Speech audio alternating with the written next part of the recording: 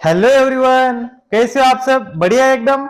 Welcome to the class 12 physics. मैं हूं दीपक हरका और आज हम स्टार्ट करने वाले वेव ऑप्टिक्स का एक इंपॉर्टेंट टॉपिक जिसका नाम है यंग्स डबल स्लिट एक्सपेरिमेंट। तो चलिए स्टार्ट करते हैं। तो 1801 में थॉमस यंग नाम के जो साइंटिस्ट थे उन्होंने एक्सपेरिमेंट किया था। तो जब पहली बार उन्होंने एक्सपेरिमेंट किया था तब यहाँ पे स्लिट्स की जगह पे उन्होंने होल का यूज किया था। तो उसे हम यंग्स डबल होल एक्सपेरिमेंट के नाम से भी जानते हैं। ठीक है। तो 1801 में जो लाइट थी उसको वेव नेचर एक्सेप्ट नहीं किया गया था। तो स्टार्ट करते हैं अभी एक्सपेरिमेंट के बारे में। तो यहाँ पे एक सोर्स है, एक कॉन्वेक्स लेंस है, एक कार्डबोर्ड है जिसपे स्लिट 1 और स्लिट 2 बनाए हैं और यहाँ पे स्क्रीन है। तो अभी जो सोर्स ऑफ लाइट है वो मोनोक्रोमेटिक सोर्स ऑफ लाइट होना चाहिए। इसका मतलब क्या है? सिंगल कलर का लाइट होना चाहिए यहाँ पे। तो जो सोर्स है उसको हमने कॉन्वेक्स लेंस की फोकस पर रख दिया है ताकि जो सोर्स से लाइट निकलेगी उसको हम कॉन्वेक्स लेंस की मदद से पैरेलल लाइट में कन्वर्ट कर सके। बाद में वो स्लिट 1 और स्लिट 2 से जाके स्क्रीन पे हमें आउटपुट मिलेगा। ठीक है। तो अगर लाइट पार्टिकल से बनी हुई होती तो यहाँ पे जब हम स्लिट 1 और स्लिट 2 के सामने देखते स्क्रीन पे तो इसके सामने हमें ब्राइट दिखनी चाहिए थी लाइट। मतलब यहाँ स्लिट 1 और स्लिट 2 के सामने का जो पोर्शन है वहां पे ब्राइट दिखना चाहिए था और जहां पे वो कार्डबोर्ड का है सिर्फ तो वहां पे डार्क दिखना चाहिए था। लेकिन यहाँ पे ऐसा पैटर्न ऑब्जर्व किया गया कि स्लिट 1 और स्लिट 2 के जो सामने है उसके बीच में ब्राइट पैटर्न दिखा गया, उसके साइड में फिर डार्क पैटर्न आ गया, उसके साइड में फिर ब्राइट देखा गया। तो ऐसे फ्रिंजेस बन गई, ब्राइट डार्क ब्राइट डार्क। यहाँ पे जो पार्ट मार्क कर दिया वो यहाँ पे ब्राइट है और जो व्हाइट बोर्ड का पार्ट है वो यहाँ पे डार्क फ्रिंजेस है। ठीक है। तो ऐसा क्यों बना? जब स्लिट 1 और स्लिट 2 से लाइट पास हुई तब यहाँ पे कंस्ट्रक्टिव इंटरफेरेंस की वजह से ब्राइट पैटर्न पाया गया और जहां पे डार्क पैटर्न बना वहां पे डिस्ट्रक्टिव इंटरफेरेंस हुआ और जो इंटरफेरेंस पैटर्न है वो वेव में पाया जाता है। तो इस एक्सपेरिमेंट से हमें पता चला कि light has a wave nature और लाइट इज अ वेव। ठीक है। तो हम कह सकते हैं इससे हमें क्या डिराइव हुआ? Wave nature of light. ठीक है। तो यहाँ पे हमें ये पता चला कि light has a wave nature. तो इसकी वजह से जहां पे कंस्ट्रक्टिव इंटरफेरेंस हुआ वहां पे ब्राइट पैटर्न बन गया और जहां पे डिस्ट्रक्टिव इंटरफेरेंस हुआ वहां पे डार्क पैटर्न बन गया। ठीक है। तो एक्सपेरिमेंट करने के लिए कुछ प्रिकॉशन लेनी पड़ती है, कुछ कंडीशन है उसकी, तो वो डिस्कस कर लेते हैं जल्दी जल्दी। तो यहाँ पे जो सोर्स है वो मोनोक्रोमेटिक सोर्स ऑफ लाइट होना चाहिए, यानी कि वो सिंगल कलर का लाइट होना चाहिए। और यहाँ पे जो विड्थ है स्लिट्स की वो लगभग वेवलेंथ ऑफ लाइट के इक्वल होनी चाहिए। ठीक है। और जो सोर्सेस है वो कोहेरेंट सोर्सेस होने चाहिए। कोहेरेंट यानी उनकी फ्रीक्वेंसी सेम होनी चाहिए। या ऐसे भी कह सकते हैं अगर किसी पर्टिकुलर जगह पे उनके बीच का जो फेज डिफरेंस है अगर कुछ है तो वो टाइम के साथ चेंज नहीं होना चाहिए। टाइम के साथ फेज डिफरेंस कांस्टेंट होना चाहिए। मतलब यहाँ पे अगर फेज डिफरेंस π/2 है दोनों के बीच में तो फेज डिफरेंस किसी भी टाइम पे π/2 ही रहना चाहिए। ठीक है। इसका मतलब है कोहेरेंट सोर्स होनी चाहिए। ठीक है। और अगली कंडीशन है जो ये कार्डबोर्ड और स्क्रीन के बीच का जो डिस्टेंस है, समझो यहाँ पे डी ले लेंगे हम, कैपिटल डी बोलते हैं उसको। और जो स्लिट्स का डिस्टेंस है स्लिट्स के बीच में वो स्मॉल डी है। तो यहाँ पे एक कंडीशन ये है कि जो कैपिटल डी है, जो स्लिट्स और स्क्रीन के बीच में जो डिस्टेंस है वो बहुत ज्यादा होना चाहिए as compare to distance between the slit 1 और स्लिट 1 और स्लिट 2। ठीक है। तो ये डिस्टेंस लगभग एमएम में होता है, मिलीमीटर में होता है, और ये डिस्टेंस मीटर में होता है। लगभग 1000 गुना बड़ा होता है distance capital D small D से। ठीक है। ये एक कंडीशन है इसकी। और एक कंडीशन है, समझो ऐसे भी कह सकते स्क्रीन जो है वो बड़ी होनी चाहिए, दूर है तो बड़ी होनी चाहिए थोड़ी। और जो यहाँ पे सोर्सेस है उनका जो एम्पलीट्यूड है वो लगभग सेम होना चाहिए। इक्वल हुआ तो अच्छी बात है लेकिन लगभग सेम होना चाहिए। तो ये सब कंडीशन है ये एक्सपेरिमेंट को करने के लिए। ठीक है। तो फाइनली हमारे पास आउटपुट क्या है? तो light has a wave nature.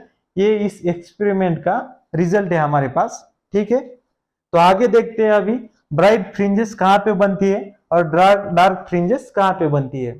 ठीक है, तो चलिए अभी रब कर दो, ये नोट करना है तो नोट कर लो, अभी रब कर देता हूं फिर। आ गए समझ में। तो अब देखते हैं ब्राइट फ्रिंजेस कब बनेगी और डार्क फ्रिंजेस कब बनेगी। ब्राइट फ्रिंजेस को हम मैक्सिमा भी कह सकते हैं। तो देखते हैं अभी ब्राइट फ्रिंजेस और मैक्सिमा, और इसी को मैक्सिमा भी कह सकते हैं। ये कब बनेगी, जब कंस्ट्रक्टिव इंटरफेरेंस होगा। Constructive interference, constructive interference. तो ये कब बनेगा, ये बनेगा जब इनके बीच में जो लाइट है उनके दो दो स्लिट के बीच में अगर डेल्टा एक्स यानी path difference 0, lambda, 2 lambda, 3 lambda, या ऐसे भी कह सकते हैं इंटीजर मल्टीपल ऑफ लैम्डा अगर मिलेगा, तब यहाँ पे कंस्ट्रक्टिव इंटरफेरेंस होगा। ये पहले भी समझो देख सकते हैं फेज डिफरेंस से भी। तो फेज डिफरेंस क्या है, 2 pi by lambda into delta x, ये होता है पाथ डिफरेंस, ये होता है फेज डिफरेंस। तो इसका अगर जनरल फॉर्मूला लिखे पाथ डिफरेंस का, तो अगर path difference delta x equal to n lambda अगर होगा तो उसका जनरल फॉर्मूला हो जाएगा। तो यहाँ पे एन क्या होगा, एन होगा 0, 1, 2 ऐसे करके इंटीजर वैल्यू होगा। तो यहाँ पे फेज डिफरेंस क्या आ जाएगा, फेज डिफरेंस आता है 2 pi by lambda into general n lambda. तो यहाँ पे फेज डिफरेंस हो जाएगा 2n पाई। तो पाथ डिफरेंस अगर n लैम्डा है तो यहाँ पे कंस्ट्रक्टिव इंटरफेरेंस होगा, और जो फेज डिफरेंस अगर 2n पाई है तो वहां पे भी कंस्ट्रक्टिव इंटरफेरेंस होगा। तो लैम्डा यहाँ पे क्या है, वेवलेंथ ऑफ लाइट है। ठीक है, तो अब देखते हैं डिस्ट्रक्टिव इंटरफेरेंस कब होगा, यानी कि डार्क फ्रिंजेस कब बनेगी। डार्क फ्रिंजेस कब बनेगी, जब वहां पे डिस्ट्रक्टिव इंटरफेरेंस होगा। इसको हम मिनिमा भी कह सकते हैं। ठीक है, तो अब देखते हैं ये कब होगा, डिस्ट्रक्टिव इंटरफेरेंस की वजह से होगा। डिस्ट्रक्टिव इंटरफेरेंस, तो डिस्ट्रक्टिव इंटरफेरेंस कब होगा, अभी जब पाथ डिफरेंस यानी डेल्टा एक्स ये लैम्डा बाय 2 हो जाएगा। अगर 3 लैम्डा बाय 2 होगा, यानी कि लैम्डा बाय 2 के ऑड मल्टीपल में जब होगा, तब यहाँ पे डिस्ट्रक्टिव इंटरफेरेंस होगा। यहाँ पे 5 लैम्डा बाय 2 होगा, यहाँ पे 7 लैम्डा बाय 2 जब होगा, ऐसे करके। अगर इसका जनरल फॉर्मूला हमें लिखना है तो ये क्या लिखेंगे हम, ये लिख सकते हैं 2n-1 लैम्डा बाय 2। ठीक है, यहाँ पे n की वैल्यू हम 1 से स्टार्ट कर सकते हैं, 1, 2, 3। यहाँ पे n की वैल्यू हम 0 नहीं ले सकते, यहाँ पे इंटीजर वैल्यू होगी n की, लेकिन 1 से स्टार्ट होगी वो। ठीक है, तो ऐसा वो जनरल पाथ डिफरेंस का फॉर्मूला आ जाएगा यहाँ पे। तो यहाँ पे अगर फेज डिफरेंस की बात करें, तो फेज डिफरेंस में हम अगर लैम्डा की वैल्यू डेल्टा एक्स की वैल्यू अगर यहाँ पे रखेंगे, तो क्या आ जाएगा phase difference, 2 pi divide by lambda into 2n-1 lambda by 2। Lambda से लैम्डा कैंसिल हो जाएगा, 2 से 2 कैंसिल हो जाएगा। तो यहाँ पे जनरल फॉर्मूला आ जाएगा 2n-1 पाई आ जाएगा। ठीक है, तो यहाँ पे n की वैल्यू फिर से 1 से स्टार्ट होगी और इंटीजर वैल्यू रहेगी। ठीक है, यहाँ पे लिख देता हूं इसे 2n-1 पाई। तो पाथ डिफरेंस अगर ऑड मल्टीपल होगा लैम्डा बाय 2 का, तो यहाँ पे डिस्ट्रक्टिव इंटरफेरेंस होगा, तो हमारे पास डार्क फ्रिंजेस आ जाएगी।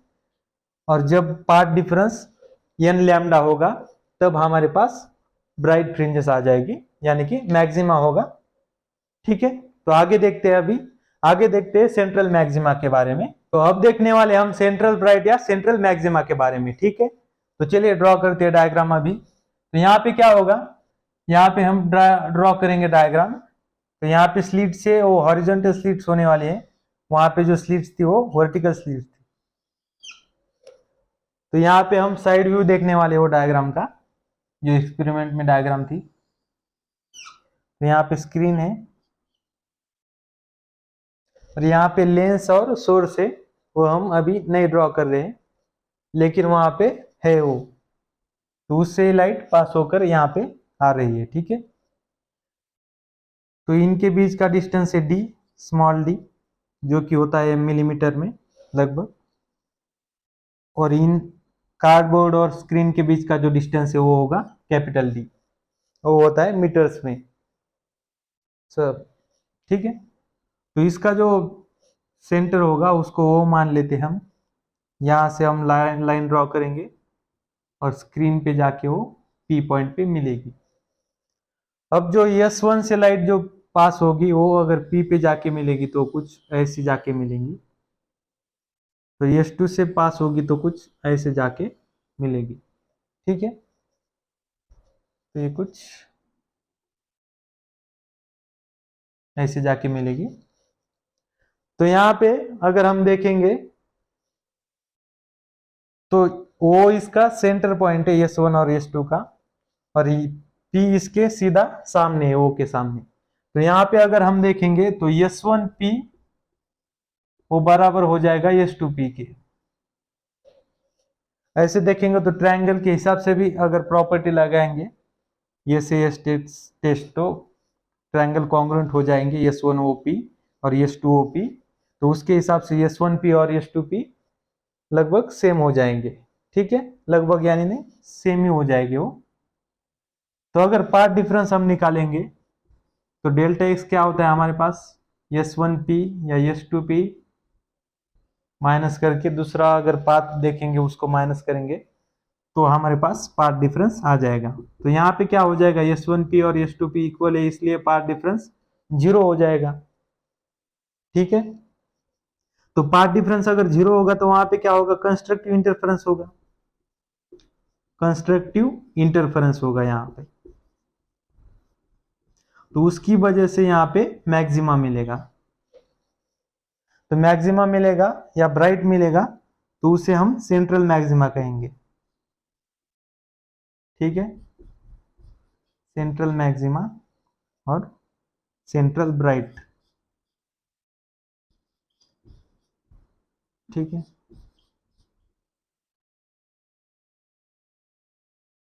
तो इसमें भी सब कंडीशन फॉलो होनी चाहिए। यहाँ पे जो सोर्सेस वो कोहेरेंट होने चाहिए, मोनोक्रोमेटिक लाइट यूज करनी चाहिए, यहाँ पे जो डी होगा वो भी स्मॉल डी से बहुत बड़ा होना चाहिए। तब यहाँ पे अगर देखेंगे हम तो यहाँ पे सेंट्रल मैक्सिमा मिलेगा हमें, क्योंकि दोनों वेव का जो डिस्टेंस होगा ट्रैवल वो सेम होगा S1P और S2P, उसकी वजह से पाथ डिफरेंस 0 हो जाएगा, तो कंस्ट्रक्टिव इंटरफेरेंस होगा यहाँ पे हमें एक मैक्सिमा मिलेगा, उसको हम सेंट्रल मैक्सिमा कहेंगे। ठीक है, अब आगे देखने वाले हम पोजीशन ऑफ पर्टिकुलर मैक्सिमा और मिनिमा फ्रॉम सेंट्रल मैक्सिमा। तो अब हम देखने वाले हैं लोकेशन ऑफ पर्टिकुलर मैक्सिमा या मिनिमा। ठीक है, तो हेडिंग डालते हैं लोकेशन ऑफ पर्टिकुलर ब्राइट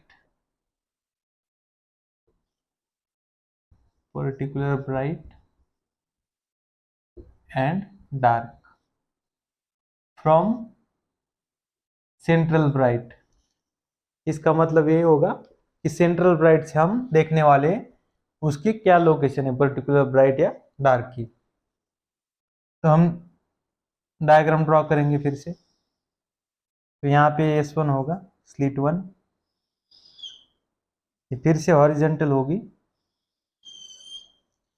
और यहाँ पे स्क्रीन ड्रॉ करेंगे। ठीक है, तो यहाँ पे अभी जो डिस्टेंस होगा, फिर से डिस्टेंस बहुत स्मॉल होगा इस डिस्टेंस के कंपैरिजन में। तो पहली कंडीशन तो सब में है, यहाँ पे सोर्स है, यहाँ पे लेंस है, मोनोक्रोमेटिक सोर्स है, कोहेरेंट सोर्सेस है हमारे पास यहाँ पे लाइट के, और ये जो डिस्टेंस है वो बहुत बड़ा हो जाएगा स्मॉल डिस्टेंस से, जो डिस्टेंस बिटवीन स्लिट से। यहाँ पे हमारे पास लाइट है तो उसके वेवलेंथ के लगभग बराबर यहाँ पे स्लिट्स की विड्थ है। ठीक है, तो यहाँ पे हम एक पॉइंट लेंगे O, और यहाँ पे सेंटर फिर से ड्रॉ करेंगे। तो यहाँ पे हमारा सेंट्रल ब्राइट या मैक्सिमा आ जाएगा। तो यहाँ पे हम सीधा लिख देंगे सेंट्रल ब्राइट, CB यानी सेंट्रल ब्राइट या सेंट्रल मैक्सिमा कह सकते हैं। तो हम अब यहाँ पे एक पॉइंट लेंगे P। तो हम सपोज करेंगे यहाँ पे फर्स्ट मैक्सिमा मिल रहा है हमें, फर्स्ट मैक्सिमा या फर्स्ट ब्राइट कहते हैं हम उसको। जो सेंट्रल ब्राइट है उसको हम जीरोथ ब्राइट कहेंगे या जीरोथ मैक्सिमा कहेंगे, ठीक है। तो यहां से कुछ रे ट्रेवल करेगी, जो लाइट है यहाँ पे P पॉइंट तक, यहां से भी जाएगी, तब तो मैक्सिमा मिल रहा है यहाँ पे, जो P पॉइंट यहाँ पे है। तो यहाँ पे अगर कुछ लाइन ड्रॉ करेंगे यहां से हम, समझो P पॉइंट तक कुछ एंगल थीटा सब्सटेंड कर रही हो यहाँ पे सेंटर पे, और डिस्टेंस ये बड़ा है स्मॉल d से, और ये थीटा सब्सटेंड कर रही है P पे। अब देखो जरा यहाँ पे जो d है, ये जो स्मॉल d है वो d के कंपैरिजन में बहुत छोटा है। मतलब ये जो d होता है वो होता है मीटर में, और ये होता है मिलीमीटर में। तो लगभग 1000 गुना ये बड़ा होता है कैपिटल D स्मॉल d से। तो यहाँ पे अगर बात करेंगे हम, तो ये P पॉइंट बहुत दूर है, ये वो पॉइंट से या स्लिट से। तो लगभग P पॉइंट तक हम जब देखेंगे P पॉइंट से यहाँ पे, तो जो लाइट आएगी वो लगभग एक ही सोर्स से आएगी ऐसा लगेगा, मतलब एक ही, मतलब सेम पॉइंट से आएगी ऐसा लगेगा। तो इसका मतलब क्या हो जाएगा, S2P और S1P लगभग पैरेलल हो जाएगी एक दूसरे को।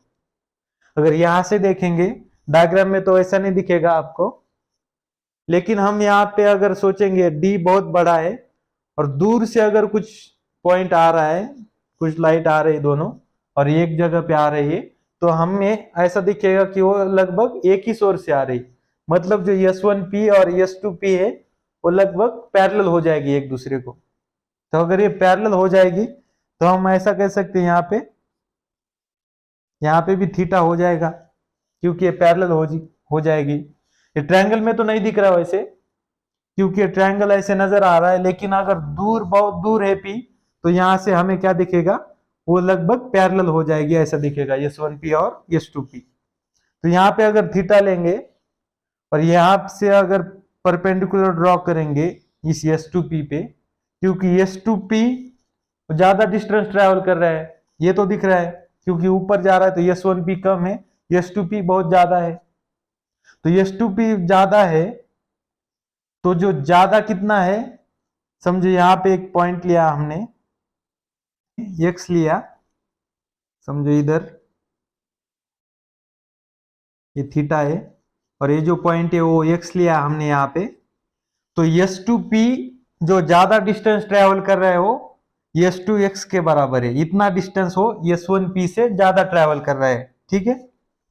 मतलब ये लगभग सिमेट्रिकल दिख रहा है, XP और S1P का डिस्टेंस सेम होगा, लेकिन S2P कितना ज्यादा ट्रेवल कर रहा है, S2x जितना वो डिस्टेंस ज्यादा ट्रेवल कर रहा है।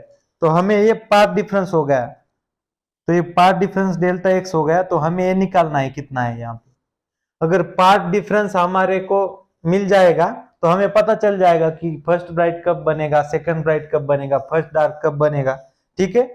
तो यहां से अगर देखेंगे हम, ये थीटा है तो ये लगभग पैरेलल होने की वजह से ये भी थीटा हो जाएगा। तो यहाँ पे तो 90 डिग्री है, यहाँ पे हो जाएगा ये पूरा 90 है, तो ये 90 माइनस थीटा हो जाएगा। तो ये 90 है तो ये भी फिर थीटा हो जाएगा, क्योंकि ये 90 माइनस थीटा है, ये 90 है तो ये थीटा हो जाएगा, ठीक है। तो यहां से अगर देखेंगे हम S1 x S2 ट्रायंगल में अगर देखेंगे तो साइन थीटा की वैल्यू हमारे पास आ जाएगी, साइन थीटा की वैल्यू हमारे पास आ जाएगी यहां से। ये जो डेल्टा x है और d है, तो साइन थीटा हो जाएगा डेल्टा x अपॉन d, ये हो जाएगा अपोजिट साइड, ये हो जाएगा हाइपोटेनस, ठीक है। थीटा के सामने के अपोजिट साइड, तो डेल्टा एक्स बाय डी हमारे पास आ जाएगा साइन थीटा की वैल्यू। आ गया समझ में? ये क्यों हुआ? जब P से हम देखेंगे तो ये लगभग पैरेलल दिखेंगे हमें, S1P और S2P। तो यहाँ से थीटा हो जाएगा, अगर थीटा यहाँ हो जाएगा तो 90 माइनस थीटा ये हो जाएगा, तो यहाँ पे 90 है तो ये थीटा हो जाएगा फिर। ठीक है, तो इस ट्रायंगल से हम देखेंगे साइन थीटा हमारे पास आ जाएगा डेल्टा एक्स अपॉन डी। ठीक है, तो ये ट्रायंगल में दिख नहीं रहा, ये ट्रायंगल दिख रहा है लेकिन ये लगभग अगर दूर होगा डी तो ये S1P और S2P पैरेलल दिखेंगे। यही सबसे बड़ा अजम्पशन है यहाँ पे, मतलब अजम्पशन मतलब ये समझने वाली बात है। ठीक है, तो जब ये दूर हो जाएगा तब वो पैरेलल दिखेगा, तो उसके हिसाब से साइन थीटा हमारे पास आ जाएगा डेल्टा एक्स अपॉन डी। ठीक है, तो अब अगर हम यहाँ पे देखेंगे फर्स्ट मैक्सिमम मान रहे हैं, तो यहाँ पे पार्ट डिफरेंस कितना होना चाहिए? तो डेल्टा एक्स होना चाहिए लैम्डा के इक्वल, क्योंकि अगर डेल्टा एक्स 0 होगा तो वो सेंट्रल ब्राइट की तरफ आ जाएगा। तो डेल्टा एक्स अगर लैम्डा के इक्वल हो जाएगा तो यहाँ पे क्या हो जाएगा? यहाँ पे हो जाएगा sine theta is equal to lambda upon d. ठीक है, आ गया इतना समझ? ये डेल्टा एक्स अगर फर्स्ट मैक्सिमा के लिए देखेंगे तो वो लैम्डा के इक्वल हो जाएगा, तो यहाँ पे साइन थीटा हो जाएगा लैम्डा अपॉन डी। ठीक है, आ गया समझ में इतना?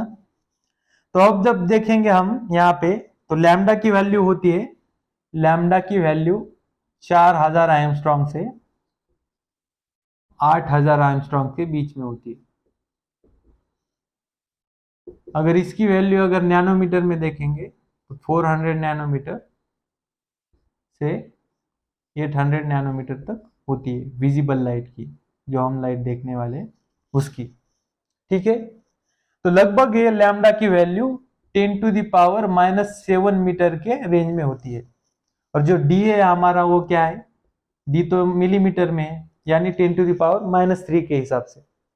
तो यहाँ पे लैम्डा बहुत छोटा हो जाएगा डी से, क्योंकि ये है 10 टू द पावर -7 मीटर में, और डी हो जाएगा 10 टू द पावर -3 मीटर में। ठीक है, तो इसमें बहुत डिफरेंस है, 10 टू द पावर 4 का डिफरेंस आ रहा है। तो इसके हिसाब से साइन थीटा बहुत छोटा हो जाएगा, क्योंकि लैम्डा बहुत छोटा है। तो जब साइन थीटा, जब लैम्डा बहुत छोटा है तो साइन थीटा अगर छोटा है, तो जब थीटा अगर स्मॉल हो जाएगा तो साइन थीटा टैन थीटा के इक्वल हो जाता है।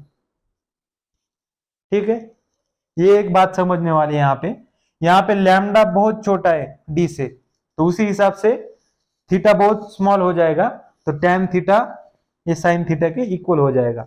अगर लैम्डा और डी की वैल्यू अगर पास पास हो गई, आसपास हो गई, तो ये फॉर्मूला यहाँ पे वैलिड नहीं होगा, लेकिन बहुत केसेस में ये वैलिड होगा ऐसे ही, sine theta equal to tan theta. तो यहाँ पे टैन थीटा की वैल्यू अगर हमारे पास आ जाएगी लैम्डा बाय डी, इस अजम्पशन से।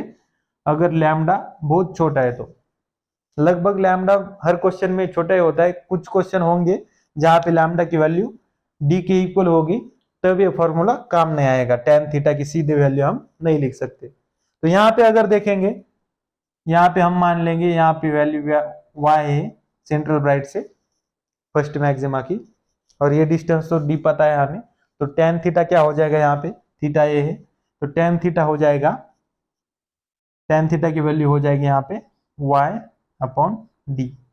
y क्या है? वो डिस्टेंस है फर्स्ट मैक्सिमा का या फर्स्ट ब्राइट का, तो यहाँ पे y फर्स्ट ब्राइट लिखेंगे तो वो हो जाएगा लैम्डा बाय डी के इक्वल। तो y जो फर्स्ट ब्राइट होगा वो उसकी वैल्यू कितनी आ जाएगी? Lambda d by d. ठीक है, ये आ गए हमारे पास फर्स्ट ब्राइट की वैल्यू। आ गया समझ में इतना?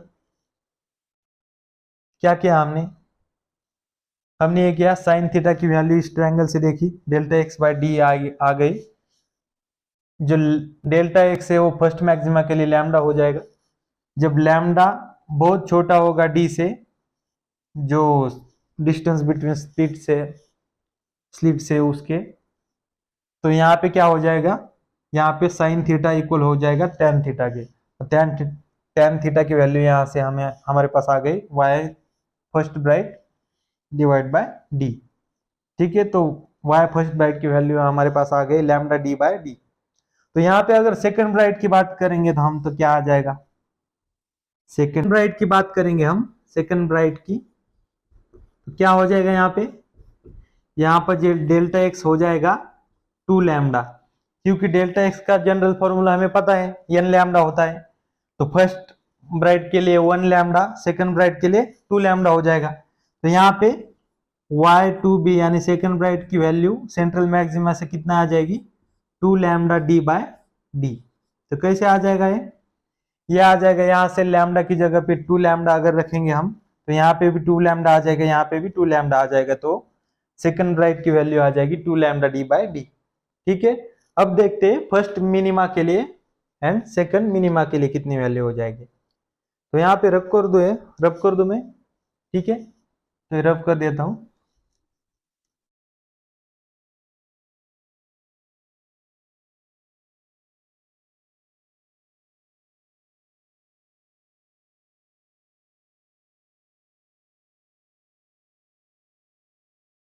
तो यहाँ पे अगर हम देखेंगे फर्स्ट मिनिमा के लिए या फर्स्ट डार्क के लिए, तो डेल्टा एक्स की वैल्यू हो जाएगी हमारे पास लैम्डा बाय 2। ठीक है, तो यहाँ पे साइन थीटा क्या है हमारे पास, साइन थीटा तो आया है हमारे पास डेल्टा एक्स बाय डी, उसी फॉर्मूले से, ठीक है, उसी ट्रायंगल से, sorry, delta x by d. तो यहाँ पे हो जाएगा डेल्टा एक्स लैम्डा बाय 2 और नीचे का डी। तो लैम्डा फिर से बहुत स्मॉल है डी से, तो lambda is very very very small then d. तो यहाँ पे भी साइन थीटा की वैल्यू टेन थीटा की इक्वल हो जाएगी, वो हो जाएगी लैम्डा बाय 2d। ठीक है, तो टेन थीटा कितना है यहाँ पे हो जाएगा y फर्स्ट ब्राइट की जगह पे हम अभी डार्क करेंगे, तो फर्स्ट डार्क की वैल्यू हो जाएगी y first dark divide by d, और टेन थीटा की वैल्यू हो जाएगी ये, तो यहाँ पे आ जाएगी लैम्डा बाय 2d।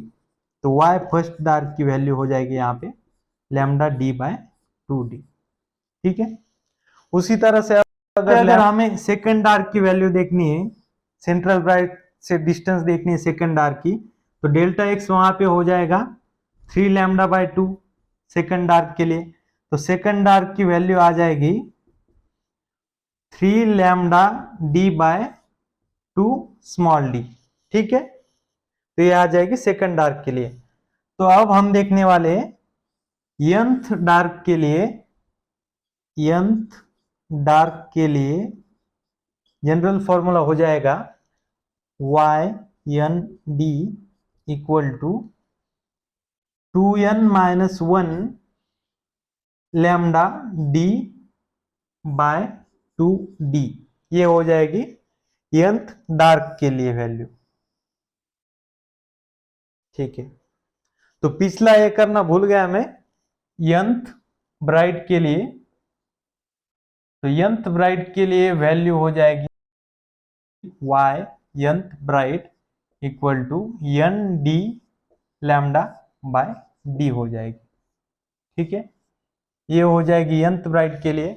अगर फर्स्ट निकालना है तो यहाँ पे n की जगह 1 डालेंगे, सेकंड निकालना तो यहाँ पे 1 n की जगह 2 डालेंगे। वैसे इसी तरह nth डार्क के लिए यहाँ पे n की जगह अगर 1 डालेंगे तो फर्स्ट हमारे पास डार्क आ जाएगा, तो ऐसे n अगर 2 डालेंगे तो सेकंड डार्क आ जाएगा हमारे पास।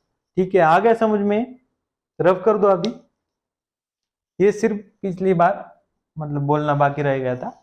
तो ये हो जाएगा n d lambda by small d।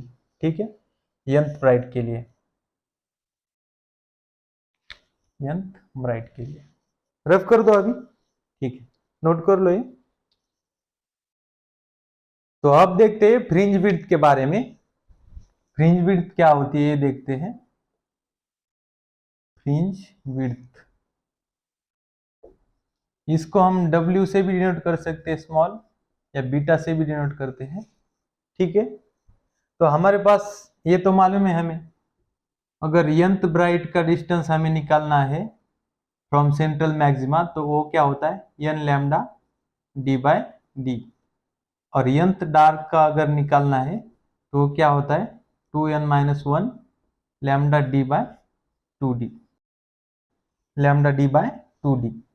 ठीक है, तो अगर हम देखेंगे distance between two consecutive bright fringes,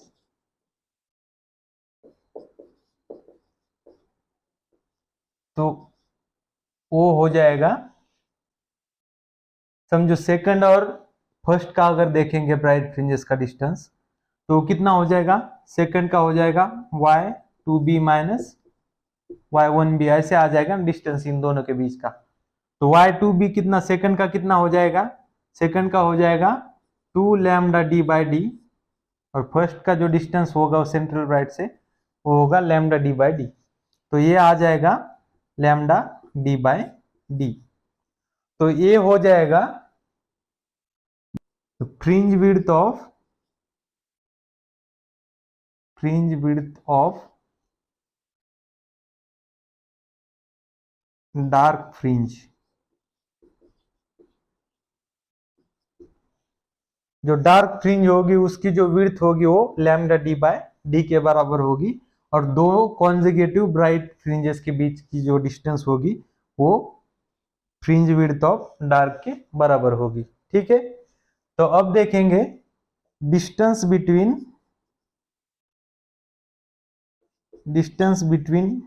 two consecutive dark fringes. तो इसमें भी अगर हम लेंगे, इसमें भी अगर हम देखेंगे तो यहाँ पे सेकंड डार्क और फर्स्ट डार्क के बीच में जो डिफरेंस है वो लेंगे, तो सेकंड डार्क की जो सेंट्रल मैक्सिमा से दूरी होगी वो कितनी होगी, वो होगी अगर उधर 2 लिखेंगे हम तो वो आ जाएगी 3 लैम्डा डी बाय 2d, और फर्स्ट डार्क की कितनी हो जाएगी लैम्डा डी बाय 2d। तो यहाँ पे कितना हो जाएगा 2 लैम्डा डी बाय 2d, तो 2 कैंसिल हो जाएगा, तो यहाँ पे हो जाएगा लैम्डा डी बाय डी। तो वो क्या हो जाएगी, ये जो हो जाएगी वो विड्थ हो जाएगी फ्रिंज विड्थ ऑफ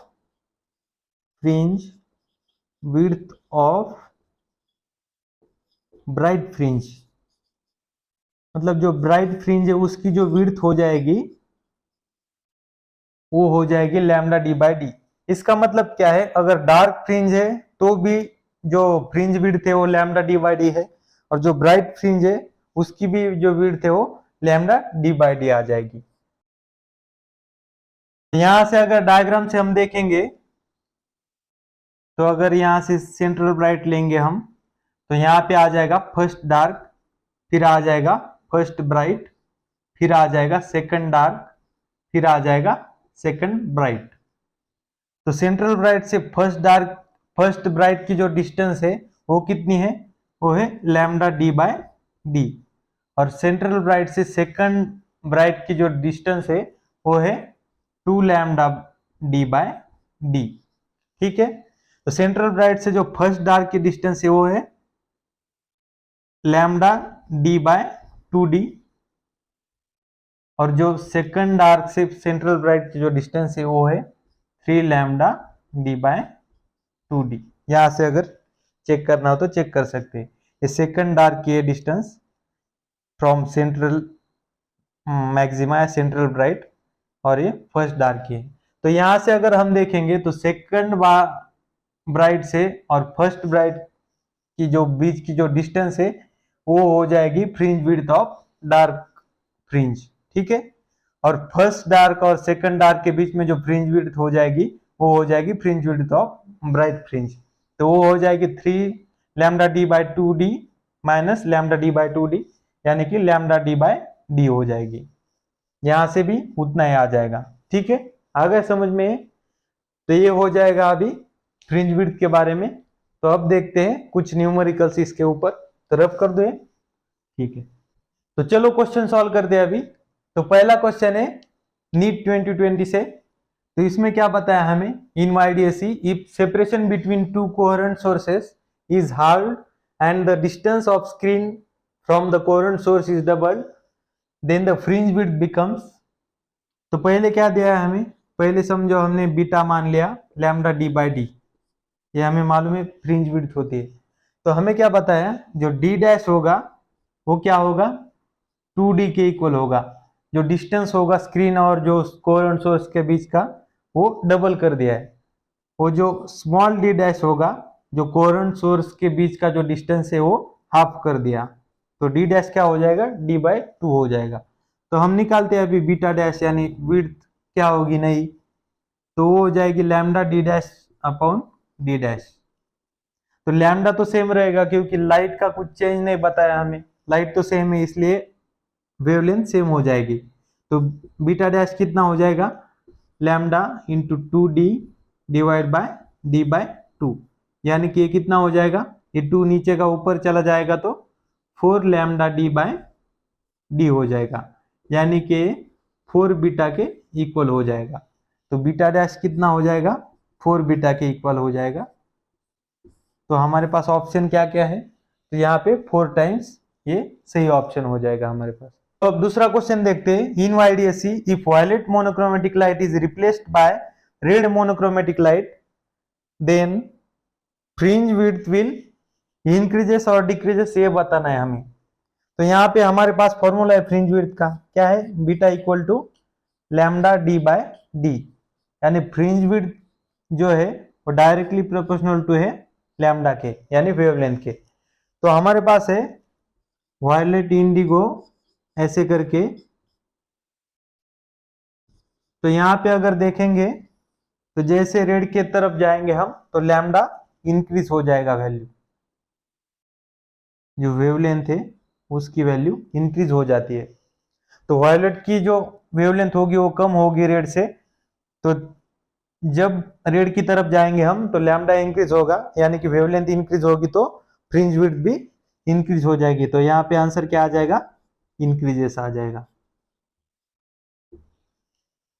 ठीक है, तो आ गया समझ में। तो अभी दूसरा क्वेश्चन देखते हैं, अगला तीसरा क्वेश्चन रफ कर दो। तो अभी तीसरा क्वेश्चन सॉल्व कर लेते हैं।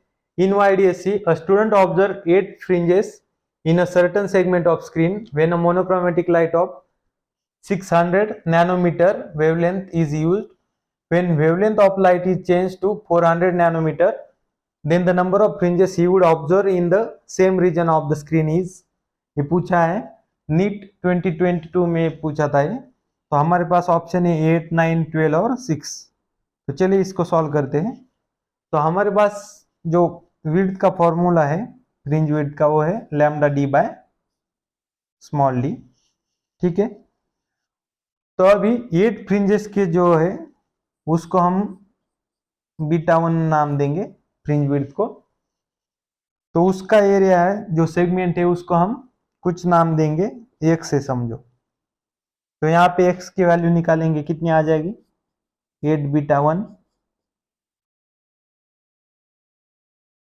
तो यहाँ पे बीटा 1 की वैल्यू हो जाएगी लैम्डा 1 डी बाय डी, ये तो सेम है डी बाय डी। तो लैम्डा 1 कितना है यहाँ पे 600 नैनोमीटर। ठीक है, 8 इंटू 600 नैनोमीटर हो जाएगा ये, और d by d, d by small d. ठीक है, तो यहाँ पे अगर ये सेगमेंट मान लिया हमने, तो ये सेगमेंट में एक्स सेगमेंट में एक्स लेंथ ऑफ सेगमेंट में नए n फ्रिंज विड्थ आ जाएगी, समझो नए n फ्रिंजेस आ जाएंगी।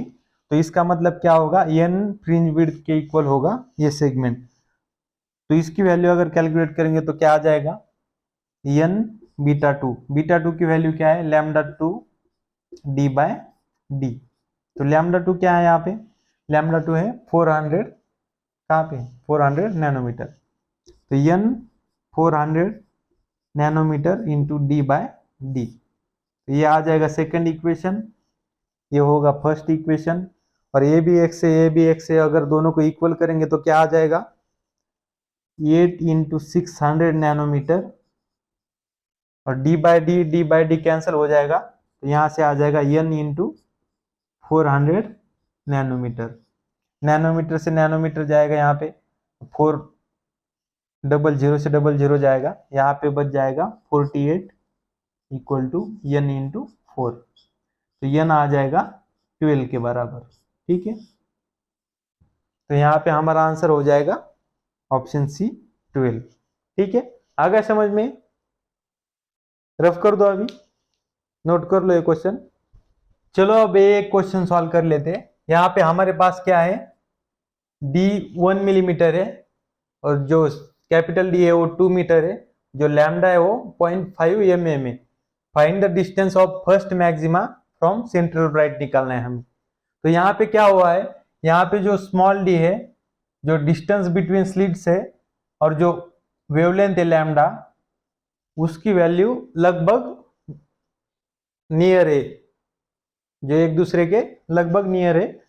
तो यहाँ पे हम जो डायरेक्ट फॉर्मूला है जो सेंट्रल ब्राइट से वो निकालने का, वो नहीं लगा सकते यहाँ पे। तो यहाँ पे क्या हो जाएगा, यहाँ पे हम बेसिक देखेंगे। बेसिक क्या है, पार्ट डिफरेंस जो होता है हमारा, वो क्या है, वो है हमारे पास डी साइन थीटा, जो हमने फॉर्मूला डेरिवेशन किया था तब जो था delta x equal to d sine theta था।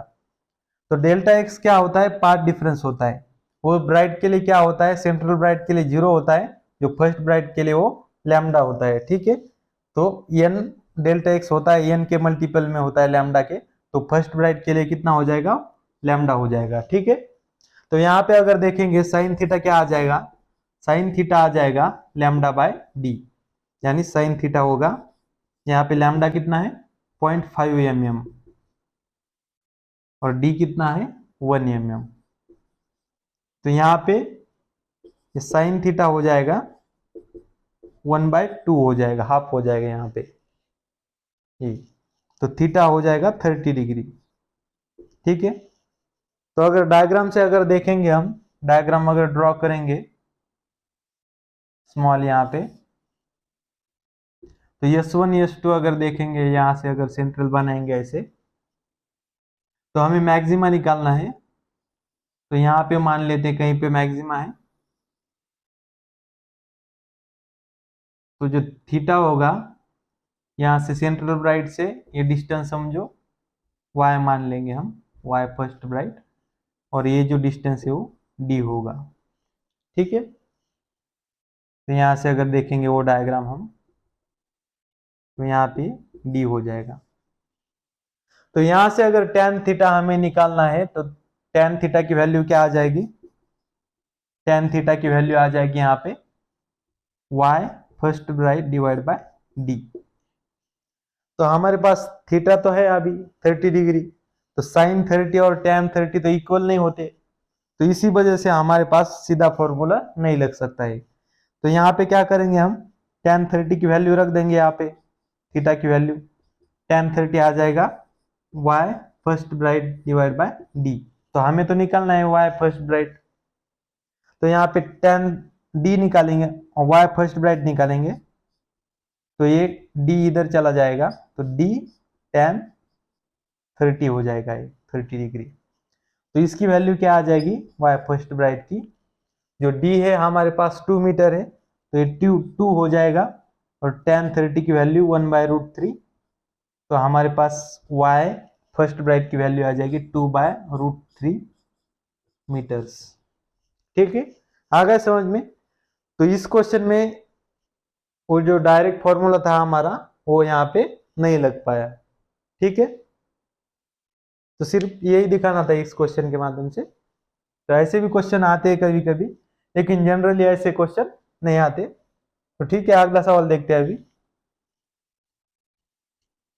तो अब देखते हैं आज का लास्ट क्वेश्चन, जो है in YDAC the fringes form at a distance of 1 metre from double slit of separation 0.12 millimetre, calculate the wavelength of light used, it's distance of third bright band from centre of the screen is 1.5 centimetre. तो चलिए पहले data लिख लेते हैं। क्या है, D हमारे पास दिया है कैपिटल डी 1 मीटर, ठीक है, ये तो मीटर में है। स्मॉल डी दिया है 0.12 मिलीमीटर, तो इसको अगर मीटर में कन्वर्ट करेंगे हम तो वो आ जाएगा 12 इंटू 10⁻⁻5 मीटर। ये मिलीमीटर का अगर मीटर में करेंगे तो -3 आ जाएगा 10⁻, और ये 0.12 की वजह से यहाँ पे 10⁻⁻5 आ जाएगा, ठीक है। और जो सेंटर ऑफ स्क्रीन है इसका मतलब क्या है, y1 y थर्ड ब्राइट दिया है हमें, तो ये आ जाएगा 3d लैम्डा बाय डी, ठीक है। तो ये कितना दिया है, ये दिया है हमारे पास, ठीक है, y थर्ड ब्राइट दिया है हमारे पास 1.5 सेंटीमीटर।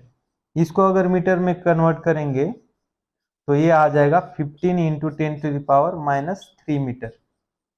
सेंटीमीटर का -2 आ जाएगा 10 में, और ये पॉइंट की वजह से और एक -1 पावर में आ जाएगा 10 के, तो हो जाएगा 15 इंटू 10⁻³ मीटर, ठीक है। तो इस फॉर्मूले में डाल देते हैं, अभी हमें निकालना है लैम्डा की वैल्यू, तो देखते हैं आ जाएगी यहाँ से। तो 15 इंटू 10⁻³ मीटर, और यहाँ पे 3 इंटू डी कितना है 1 मीटर है, तो इसको 1 ही रहने देंगे फिर, तो लैम्डा आ जाएगा यहाँ पे, और डिवाइड बाय डी है, तो डी कितना है 12 इंटू 10⁻⁻5 मीटर। तो लैम्डा की वैल्यू अगर यहाँ से निकालेंगे तो कितनी आ जाएगी, ये 3 से कट जाएगा तो 5 आ जाएगा। तो यहाँ पे अगर लैम्डा रीअरेंज करेंगे थोड़ा, तो 12 इंटू 10⁻5 इंटू 5 इंटू 10⁻³ रह जाएगा यहाँ पे, तो ये मीटर में आ जाएगी क्योंकि सब क्वांटिटी अभी मीटर में हो गई, ठीक है। तो लैम्डा आ जाएगा 12 इंटू 5 60 इंटू 10⁻8 मीटर। अगर इसको ऐसे लिखेंगे 600 इंटू 10⁻9 मीटर अगर लिखेंगे, तो इसको हम ऐसे लिख सकते हैं 600 नैनोमीटर हो जाएगा ये। और अगर इसको ऐसे लिखेंगे 6000 इंटू 10⁻10 मीटर, तो ये हो जाएगा 6000 एंगस्ट्रॉम, ठीक है। तो ये आज का लास्ट क्वेश्चन था जिसका आंसर है 6000 एंगस्ट्रॉम या 600 नैनोमीटर वेवलेंथ की लाइट यहाँ पे यूज करी गई है, ठीक है। तो आज के लिए इतना ही। हंसते रहिए, स्वस्थ रहिए, मस्त रहिए। Thank you. अगर वीडियो अच्छा लगा हुआ लेक्चर तो लाइक करना ना भूले। Thank you.